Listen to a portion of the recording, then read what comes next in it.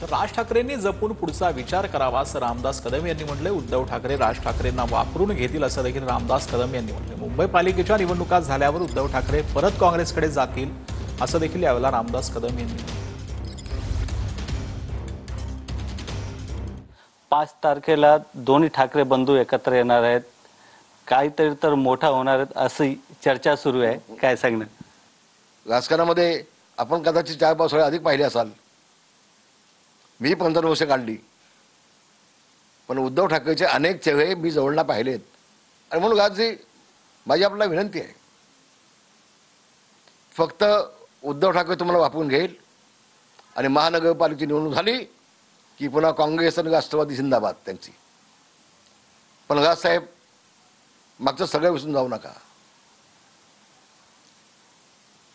उद्धव ठाकरे शिवसेना प्रमुख माननीय बाळासाहेब ठाकरे यांचा झाला नाही, तुमचा कसा होणार आहे होतो, महाराष्ट्राचा कसा होणार आहे हो?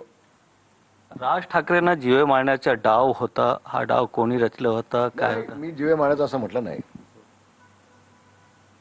आम्ही ज्यावेळेला कणकवलीला चाललो होतो सभेला, त्यावेळेला स्वतः एसपीने फोन लावून सांगितलं की साहेब इथं थोडंसं मोठंच आहे, आणि त्यावेळेला जास्तीत जास्त नागरिकांच्या विरोधात स्टेटमेंट द्यायचं काम मातोश्री बसून उद्धव ठाकरे करत होता।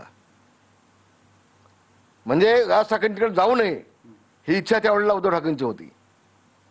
शेवटी आम्हाला राजसाहेबांना आम्हाला रस्ता बदलून जावं लागलं तिकडे कणकवलीला, आणि 5 मिनिटांमध्ये पुन्हा वापस यायला लागलं। व्हिडिओ जर्नलिस्ट अजय मोहितेसह गोविंद ठाकूर, TV9 मुंबई।